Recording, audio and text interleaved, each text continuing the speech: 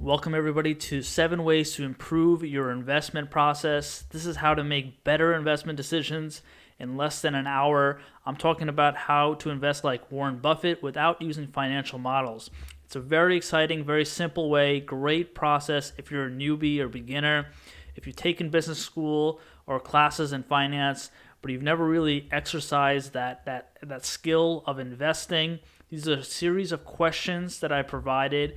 There's a 48-page booklet that goes along with this presentation. It's only about 19 slides, but the booklet provides you with a series of questions so you can ask yourself, hey, these are the areas I need to focus on when I'm investing. These are the areas that are important that an expert will look at, a beginner will look at, areas that I can ask and figure out and feel comfortable whether I'm investing in Apple or Amazon. So here are the 7 focus areas I'm going to stick to today. We're going to talk about why investing is more of an art than a science.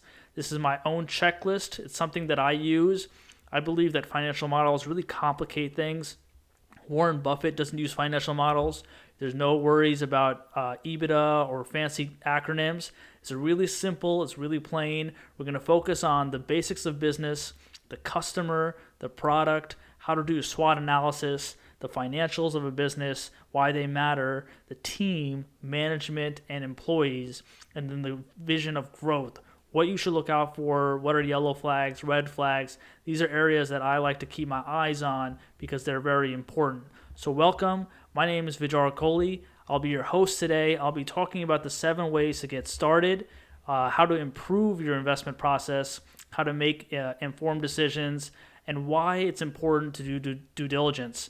At the end of the day, you need to break down revenue, industry trends, the competition, figure out if you're buying something at overvalued price or an undervalued price. Warren Buffett likes to say, I want to buy a great business at a fair price. He used to buy good businesses at an amazing price, a really big discount. But that's not so much the case today.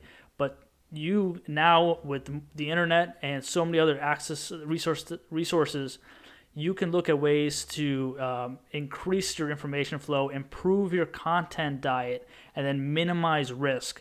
I like to think about all of this as if I'm a risk manager.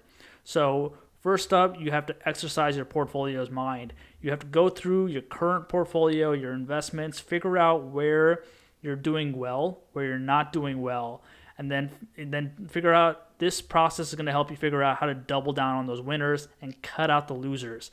I like to focus on compounding. The next slide will show you why that's important. But the reason I focus on the winners is because Buffett has two rules on this topic specifically. Rule number 1, never lose money. Rule number 2, don't forget rule number 1.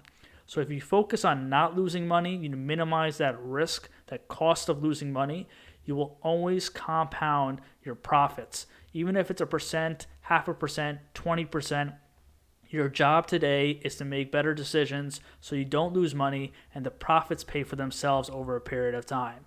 So this entire series is a checklist for your mind. As I said before, investing is an art, not a science. So we're not going to talk about financial models or anything in the deep complexities of finance. So power of tiny gains. This is an awesome framework. I picked it up from James Clear. You could check out his website. He shows the power of tiny gains. Now, I'm not talking about you can make 1% a day, but I am talking about improving your decision process 1% a day or 1% a week. You can see how powerful this impact is over a series of days, or a series of time. 365 days, a 1% improvement each day is 37x of what it was from the starting point. If you do not improve or you become 1% worse, you're below the buck. You're below $1. You're 99. You're gonna be at 0, and it's never gonna be on the upside. You're never gonna make it to your goal. So you really want to focus on how you can have those tiny gains mentally first, and then your portfolio will be the byproduct of you making better decisions, which is something I want to focus on. I think it's very important. So this is the checklist to begin.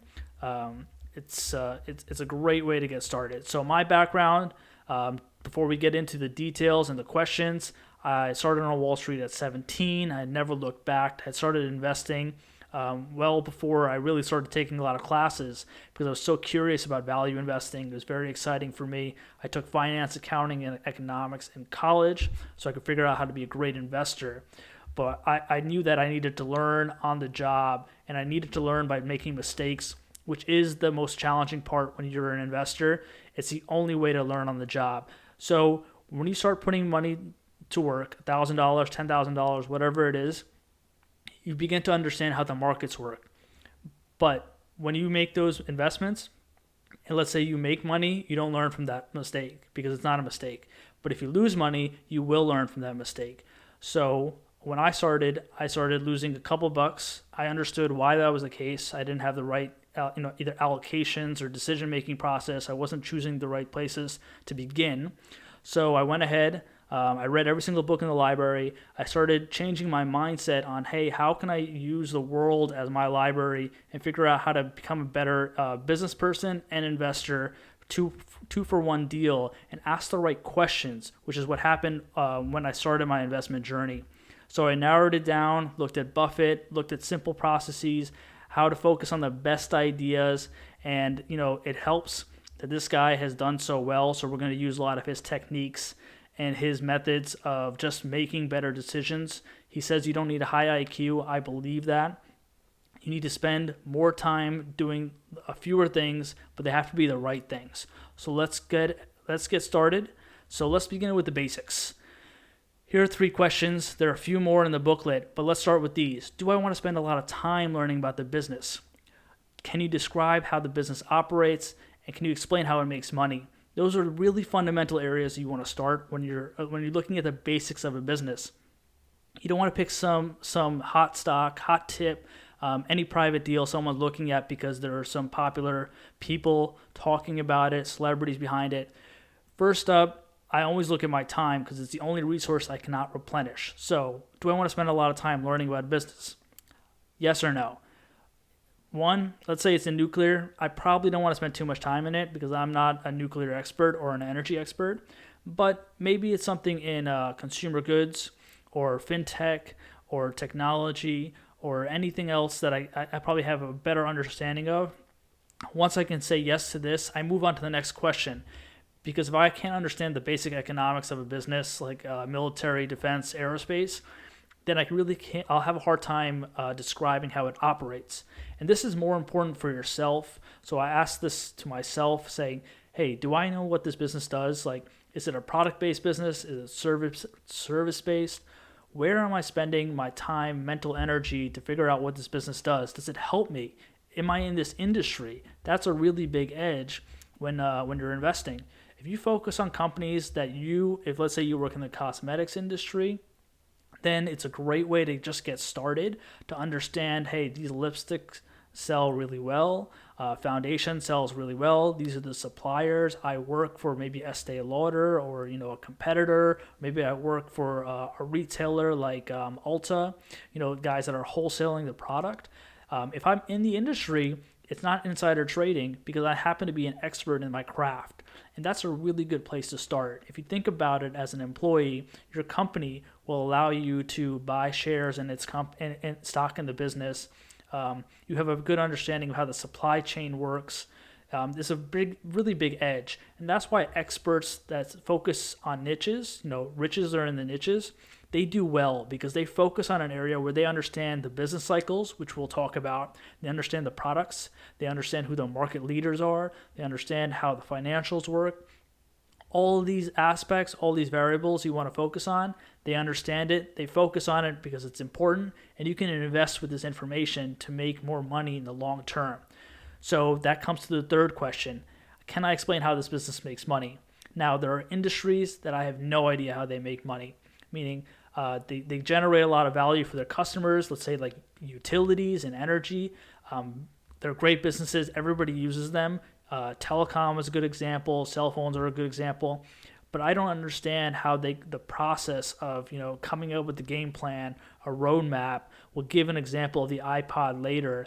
But it's important to figure out how do they make money? What's the development cycle to market?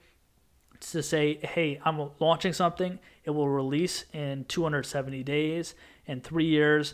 will peak at the product, and it'll generate tens of millions of dollars in revenue or profit. Those are important questions. I want to be able to understand it from the fundamentals before I expand myself and go deeper into the business model.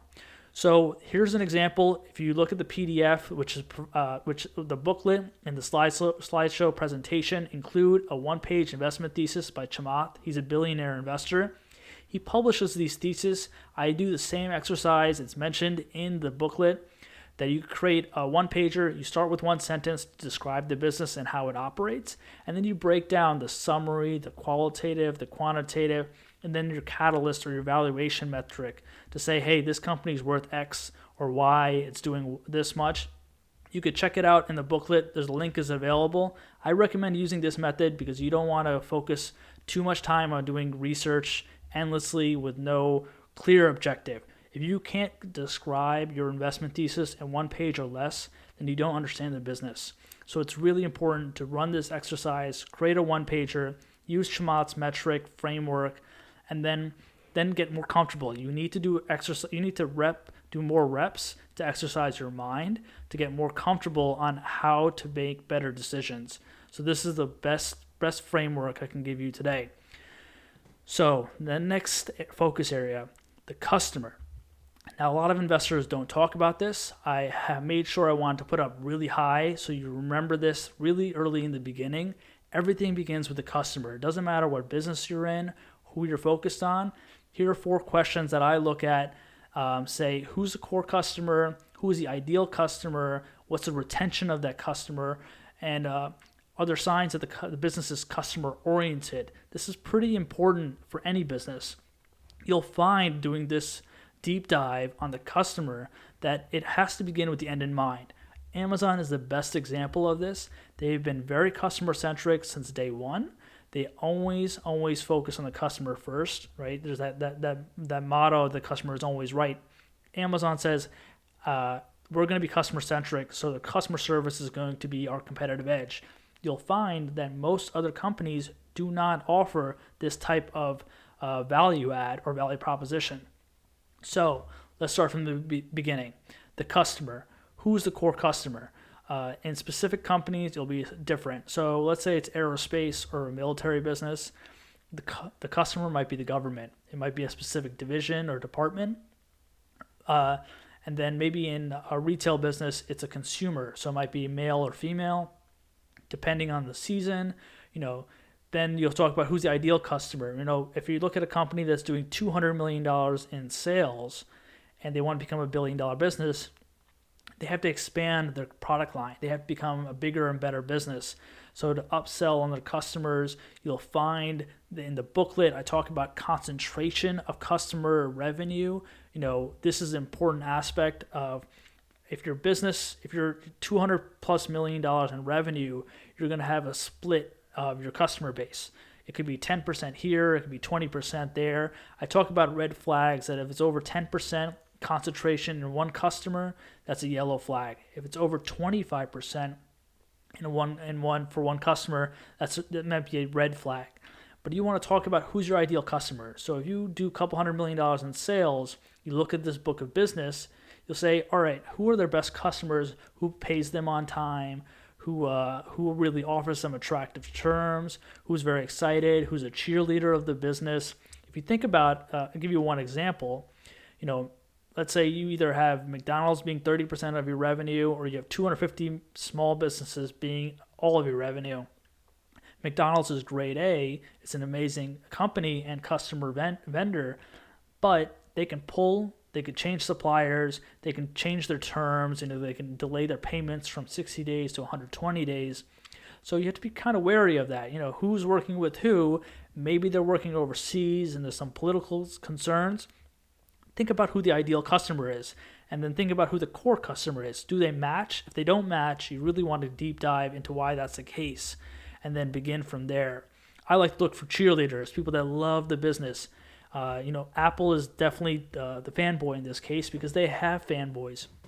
People love talking about the iPod, the iPhones, the MacBooks, everything from the last 20 years have been really exciting. People love going to their events. They love talking about them. So I know that they have a very strong retention rate because they actually upsell their customers every time they release a new product. Something that's not easy to do in every business. There are businesses that they have high churn, so they may lose 10% of customers every year. So it requires them to have a growth rate above 10%, so they have a positive net year over year. Something that's difficult to identify if you never ask the question of what the downfall is in business. So we talked about the 4 areas. Obviously, there's the sign of a business who is customer oriented. This is more critical today. One metric that I like to use, it's available, you can look at, Amazon provides all these reviews, so you can always go online, check it out. Hey, do they have a strong review for X product? Is the company well respected? You can also look at, consumer reports. You can look at JD Power Associates. I like to look at the Net Promoter Score, the NPS, to determine, they have a benchmark to figure out what's the customer experience like and how they grade that experience. I think those are important ways to begin to understand who is the customer and why does it matter at the end of the day. And once you understand that, you'll figure out that, hey, the customer is paying the bills, and this is where I need to begin. I start with the money. If they don't have customers, if it's not a profitable business, it's not a good investment. So figure out who the customer is, if they're paying, and for what products. So second up is the product. This is it sounds very common sense, but there's more to it. Now, big companies have a variety of products. Not everybody's Apple with 10, 15 main core products. A lot of companies, let's say like a manufacturing business, may have hundreds of thousands of products, different SKUs, different product lines. An apparel company will have hundreds of thousands if they're a multi-billion-dollar business. So let's break down the product. Do you understand the product or the service? Now, if you think about this, for physical products, it can be quite easy. You could pick up a pair of jeans, you could figure out the quality, if it's good or not. But let's talk about, let's say, software, where the service or a consulting business that's, like Booz Allen or Accenture, that they are more dependent on their employees delivering high quality results.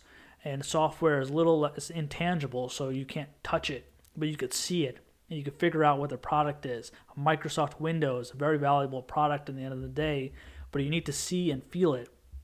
So I like to begin with my circle of competence. I like to look at things that are in my own house, things that I use, my laptop, my microphone, lights, clothes. If I'm using it constantly and I'm the customer, it's a really good place to start. So the product is an excellent spot. We'll talk about inflation in a minute and then the marketing channels, but I think focusing on the circle of competence in any business is the area you want to focus on the most. And then you want to focus on the customer type. Who is the product being sold to? Is it a consumer? Is it an enterprise? That gives you an idea of the pricing power of a business. Is it being sold? Are the average order volumes, are they at $50? Is it $5,000? Or is it $50,000 or $500,000? Everybody has a different pricing metric. So Slack will have an enterprise pricing model as opposed to the consumer pricing model, because they're catering to tens of thousands of employees. Microsoft Windows has a licensing model for the enterprise customers, but a consumer can pick up a product for $30, $40 a month. If you look at an apparel business or Amazon's goods, the online marketplace, they're selling products at the average price of $30 to $50. So it's a very different metric. So if someone says they're going to do tens of billions of dollars of sales and they have a low average order volume price, then they have to make it up in volume.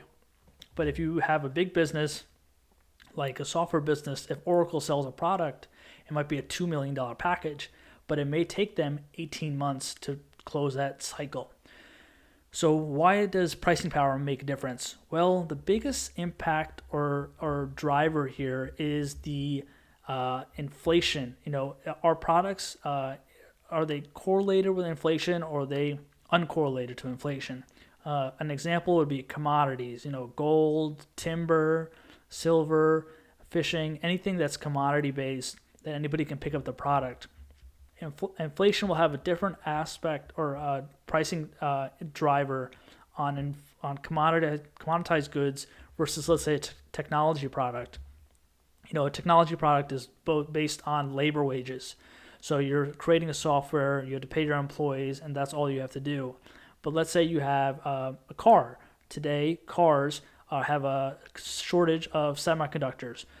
So they're going to delay their sales cycle. So it'll go from 6 months to maybe 12 to 14 months.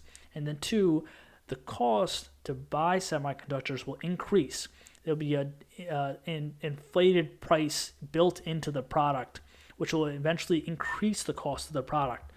And you want to find out, hey, is that inflation built in, or is it be driven by the market? If it's built in, then maybe it'll pass through to the customer. Otherwise, the business will be eating the cost, and it will reduce your margins at the end of the day. And then most importantly is the distribution channel. We're talking about how to get products to market. So how much money is the company spending to get a product out to the customer? Tesla is a really good example of this because they don't spend any money on marketing. They spend $0 on any marketing budgets. They do everything organically. They have a great product. They have cheerleaders, customers. People love the business, and it just really sells itself, which is very true. It doesn't even have dealerships. So it's a very good example of a unique marketing distribution channel. Amazon.com is an example because it's very organic driven. People type in Amazon.com, they search something on the search bar, they don't even go to Google. These are unique distribution channels. You think about it this way, it provides either a moat or a competitive advantage that has to be unique to your business. So you want to take a step back, figure out if your business that you're investing in has this or it doesn't. And it's very important to talk about this. Otherwise, you're spending too much time on something that is commoditized. The margins are going to get eaten up by the market. It's going to be unprofitable. It's going to be very cyclical. It's going to cost a lot of money to make it a market leader again. So those are all areas you want to focus on. So again, we were talking about the iPod going to market. It was a very unique process. As an example I wanted to include. So Apple's first iPod is a great example of the product cycle, going to market, pricing, distribution, the whole nine. So the original iPod was released in January 2001. Steve Jobs hired Tony Fadell to create the first generation in January of 2001. So let's keep a track of the timeline. In March 2001, he greenlit the development project, and by April, they hired a manufacturer to announce the product in October of 2001.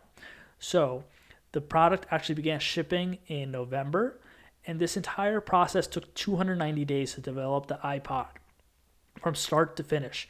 And if you use that as your benchmark, Apple is one of the best companies in the world. Think about the company you're investing in that's not Apple.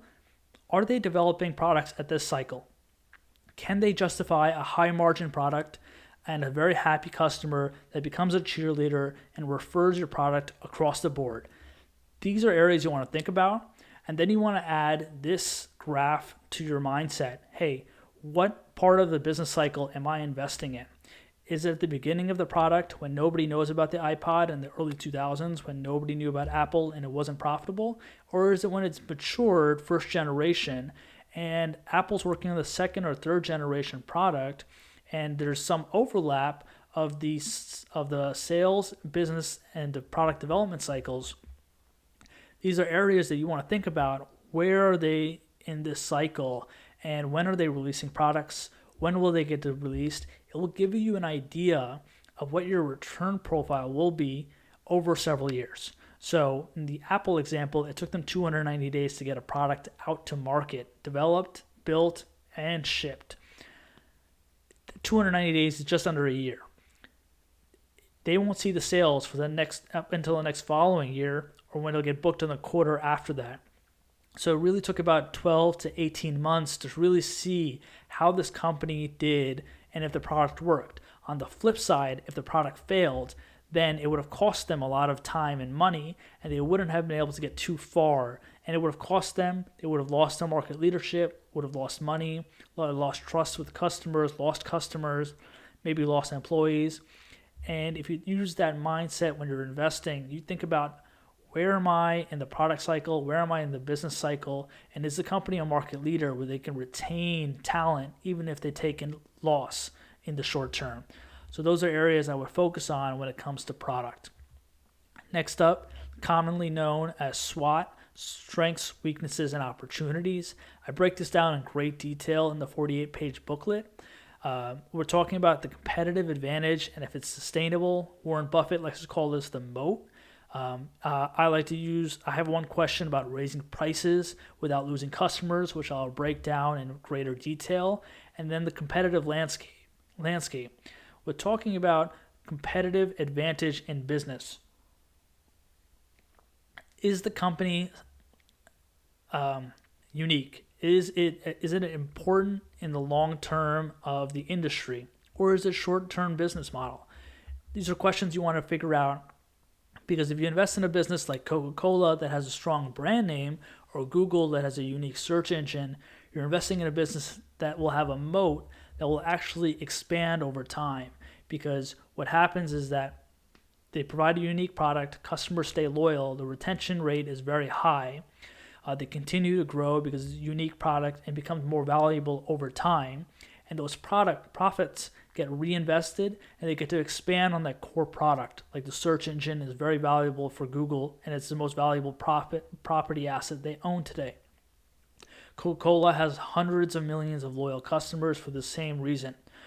So figure out if the company has a competitive advantage and if it's sustainable. Next, I like to see if a company can raise prices without losing customers. So in a recent example, we used the iPod, but let's use the iPhone. The iPhone has been increasing in price, but it's actually delivering more value with every single launch production. This is important because there's a clear distinction to the Android devices that are now releasing new products, but actually reducing the price and cutting off some of the features that aren't core to their customer base. They have two different customers.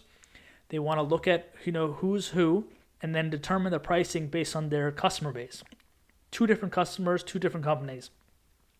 So I like to think about other companies in the world. Let's say it's Coca-Cola, or it might be General Mills that will make cereals, or a car manufacturer. Can they raise prices and can they justify that price increase?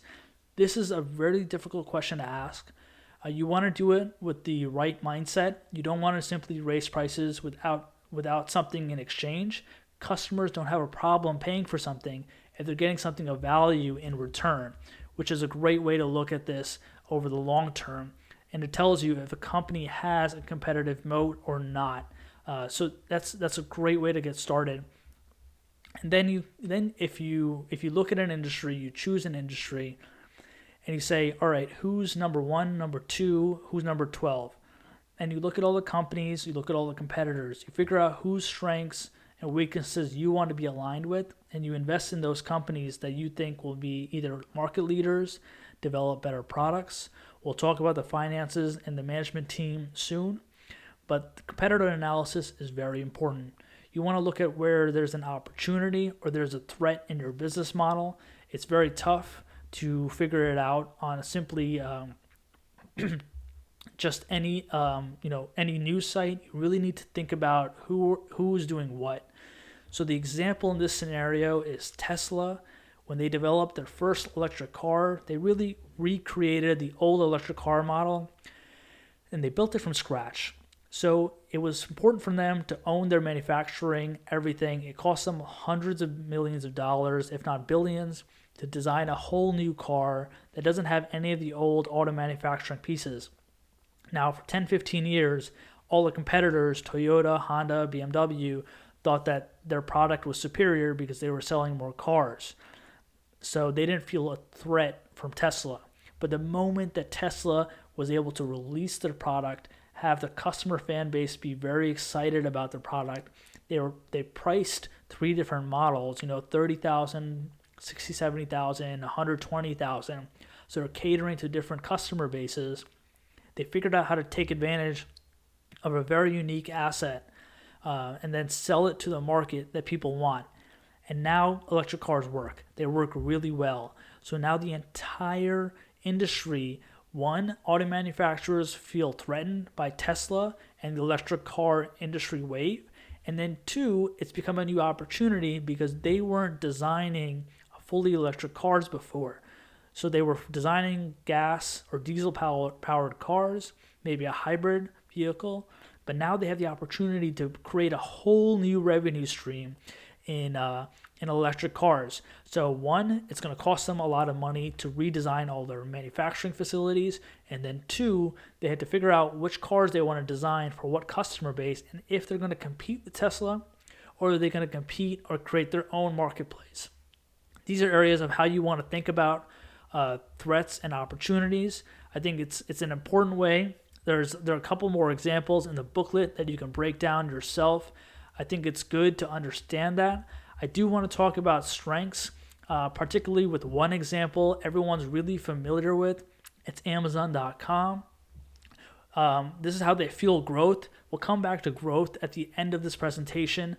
But right now, Amazon.com has this amazing flywheel about how they increase their moat and then they provide a better customer service to their end user. So let's just look at this flywheel for a moment. In the center is growth. That's their primary focus. So they look at 4 areas to increase value. In their case, they start with selection. So they have a widest variety of products on any e-commerce website. And Jeff Bezos and his team believe if you have the widest selection of inventory products, then you will actually be able to attract more customers. And then with the better selection of inventory products, which is very rigorously designed, saying these are the best of their categories, they want to focus on the customer experience when that product is sold or bought by the customer. If they have the best experience, it will increase traffic because customers will come back, they'll rave about it, they'll tell other people about it, and they'll just come back and they'll increase traffic. So they'll do a lot more repeat purchases. And then sellers will be excited. So sellers will say, hey, I want to sell more product on Amazon.com because it's a very successful platform. They'll increase the selection, and then more selection, more product will actually increase the customer experience. It will broaden the variety of products you can buy, whether it's food, clothes, books, whatever it may be. It'll increase the traffic, and you can see how this cycle keeps going over and over, and the flywheel takes off. So at the heart of Amazon, their really core strength is to lower the cost of doing business, so free and fast shipping through like Amazon Prime, and then lower the cost structure of doing business. So they own the fulfillment centers, they own the logistics, the trucking, the whole nine. They're really focused on how they can lower the cost and create very happy customers through the end. So that wraps it up for strengths and weaknesses. Next up is financial, the financial health of the business. This is really where the fun begins. This is something that I love. I'm very interested in all the time. I think it's exciting to look at a company starting from the balance sheet. I want to understand how the company is doing because at the end of the day, marketing, conference calls, everything, the whole nine won't give you the results that a financial statement will. Now, if you're not financially savvy, that's okay, but it's still important to ask the questions about, is the company earning money? Does it have assets? What are the liabilities? And does it have retained earnings? So is the equity increasing, which I'll get to in a minute. So here are the questions that I break down. One, does it have consistent earnings? This is critical over a long period of time. If a company is investing, it could have losses for 1, 2, 3 years, maybe a few more. But you want to see that the company is producing earnings over several decades. It's tough to invest in new companies that haven't proven that 10-year track record, but you can look at companies that are 30, 40, 50, 100 years old and have produced 10, 15% profit margins for a very long period of time. So that tells you 2 things. 1, they are profitable. 2, that they can withstand cycles. So they figure out how to, either cut costs, increase market share. They figured out how to survive. So if it's lasted 20, 30 years, good chance it's going to last for another 5, 10, 20 years. Number 2 is how to make money, which I talked about. I like to look, and I think you should ask, what are the operating metrics of a business, and what do you need to monitor as a success metric in the business? And then last but not least is key risks. So let's go back to the operating metrics for a moment. I think in business, we call these KPIs, the key performance indicators. Facebook is a good example of this. They didn't use financials as their North Star. Most companies don't, because it's a lagging indicator. You want to look at leading indicators. So in Facebook's case, they looked at user growth and then the happiness of their customers. So if their users were recommending or referring their Facebook, either sharing posts or asking people to join, Facebook was looking at net user growth as their North Star. So this was an important metric. If you were an investor in Facebook, if you are or were, you wanted to understand that the prize possession is their user base. So that's their North Star indicator. You could do the same thing for any business. It doesn't matter if it's cars, e-commerce, software, whatever you may have. So indicators are critical in every business. Next is I like to talk about the assets and liabilities in a business. So if you take an accounting, you know about this. You know that assets equal liabilities plus equity, or another way to say it is assets minus liabilities equal equity. And in business, you want your assets to increase and your liabilities to reduce. Your assets might be cash, inventory, property, plant, and equipment, and intangible assets and goodwill. Liabilities will be short-term debt, loans, creditors, anything that you owe money to. Assets are things that you own, and the difference is your equity. So it's important to understand. You can look at a balance sheet and it may be confusing if you're not familiar with financial models, but there are companies that can have negative equity, and this is because they have more liabilities than they have assets. A lot of technology companies may have this problem. Equity is retained earnings and the capital invested in the business. So if a company is burning through all of its cash, not profitable, it has a negative equity model. And that's not a good sign. It's usually a yellow, maybe a red flag. And if they have consistently negative equity over a long period of time, I would stay away from it. In fact, Warren Buffett actually uses the retained earnings, his profit metric, and looks at the equity of every business he invests in. And if they can generate a 10% return on equity, then over a long period of time, he really likes that type of business model, because they've proven that the bottom line is going to provide a return on capital, invested capital, at least 10%. And that's an important area to begin with, because if you don't have that baseline, hey, my company is not generating even 5% return on equity or return on invested capital, then you have a losing model. And this is why I talk about cutting out your losers and focusing on your winners. Focus on areas that are generating profits. Focus on companies that are actually generating returns, positive returns. So this is an important piece to begin with your assumptions. Figure out what the assumptions are, your assumptions, the market assumptions, and the management assumptions, which we'll get to next. But you need to figure out if double-digit growth is sustainable. This is what you'll realize when you look at the income statement. Is the company paying down its debt and its liabilities? You'll find that out if you look at the balance sheet.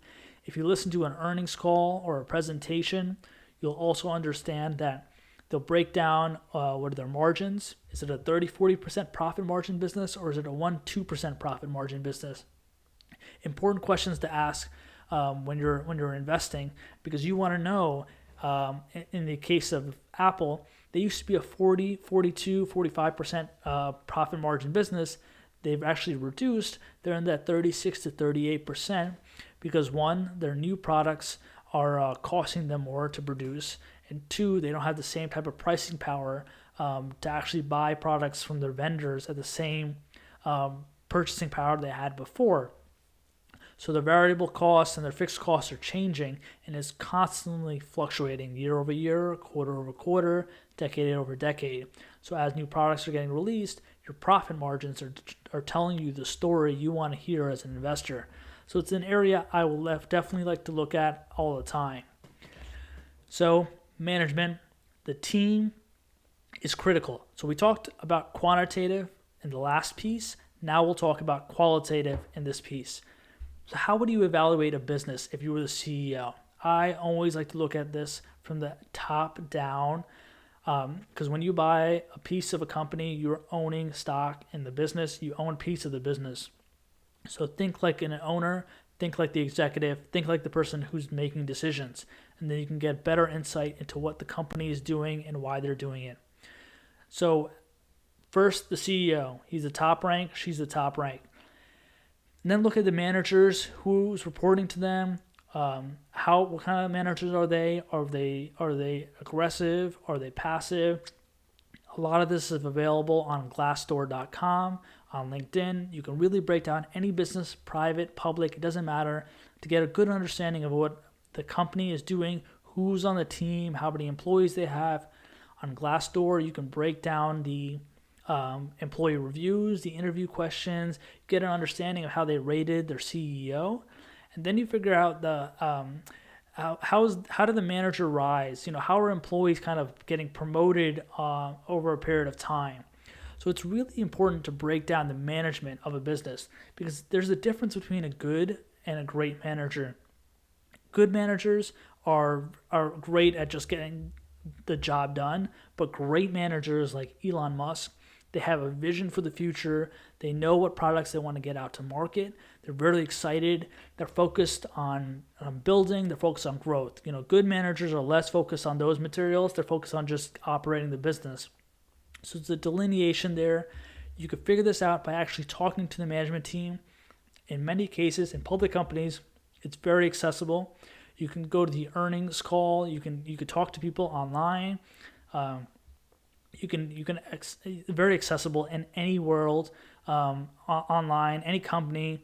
Today, it's way more accessible on the internet than it ever was before.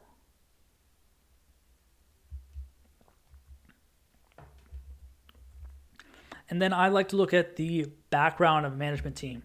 Who's the manager? What's the level of confidence? How are they making decisions? It's important whether you're an employee or an employer. You want to kind of learn from people. If you ask the right questions, you can actually learn quite a bit. After the CEO, I like to look at the CFO and the COO. COO is running the business day-to-day operations. CFO is working on the accounting and the finance, maybe fundraising, and they're talking about cash flows. So they're looking at how the business is actually financing itself, which to me is very important, because if it's not profitable, then it needs to constantly go out to market to raise more money. And that just becomes very expensive, and it's not sustainable over a long period of time. So the quality of management is very important to me. I will always look at it as a leading indicator in some cases. You can read a lot about things in the news, but you could talk to management to get an understanding of the future, of the present operations, maybe get some guidance. You can always listen to earnings calls, which is a great way to begin. So the next segment is growth. It's the last focus area in business that I like to look at in the due diligence process. I like to look at two areas of growth, organic and inorganic. So here are the questions. Have past acquisitions been successful? How does management handle the M&A decision process? And how does management outperform its competition? So I'm going to start with inorganic growth. That's M&A, acquisitions. That requires a mix of equity and debt to finance deals. So let's talk about growth. Let's take a step back and talk about growth for a second. You're a $100 million business. You want to get to $500 million. You can buy a $400 million business, or you could buy a dozen, a couple hundred, $50, $20 million businesses, but you have to finance those acquisitions. If you're profitable, you can finance the acquisitions, but the acquisitions you make also need to be profitable. And if you're using equity, you're raising equity, then you're diluting the current shareholders. So if you're investing in the company today, you'll have a smaller piece of the business tomorrow if they use equity to finance the deal. Or if they're using debt to finance a deal, then they will increase their liabilities, which will reduce their equity value. But maybe they're buying profitable businesses, so they can pay down these businesses over 10 years. They can also use cash if they have enough cash on hand, but they have to get the cash from somewhere. So if they are very profitable, like an Amazon or Google, and they have tens of billions of dollars in cash, making acquisitions is not very costly. It's a question of just making the right acquisitions. But other companies have to focus on either raising equity or debt. So doing acquisitions, growth financing is very expensive if it's not profitable. And if it costs a lot of money or loses money, then you really take two steps back, because you stop focusing on your current agenda of developing a product that's very solid, and you've bought a business that's not profitable, and you have to kind of repair the business and turn around the company. So it's a loss in two ways that matter a lot. So I like to look at companies that have organic growth. These are companies that are actually producing 15, 20% growth rates. The revenue keeps going up. The management team has a system in place. The operations are running really well, very smooth, streamlined system. And through organic growth, through your current revenue model, if you're profitable, you can actually finance acquisitions that way. And it's actually the most affordable, lowest cost approach to financing acquisitions. So a company like Amazon that has the AWS, or Microsoft that has cloud computing with Azure, they are seeing 30-40% revenue growth through their business. It's been fantastic for them. It's a very hot area of the industry, cloud computing. For them, they have a system in place. They don't even have to do acquisitions because they're actually growing faster than the market. But it is important to realize that high growth comes with a short half-life. So if you're growing at 40, 50, 100% a year over year, you cannot project that to happen for the next 10 to 15 years. Eventually, the growth will revert back to the mean, and maybe the company will deliver, 15% return, growth rates over the next several years, which is great because 15% compounded over 6 years will double your money. So you want to figure out what's a growth rate that makes sense, is sustainable, and does the valuation price it in? Is it underpriced, overpriced? You haven't figured it out. So one example in this case would be if I owned Apple in 2000 and they were developing the iPod, it would have taken 12 months before that growth rate really comes into play and doesn't kick into the business for another 2 years.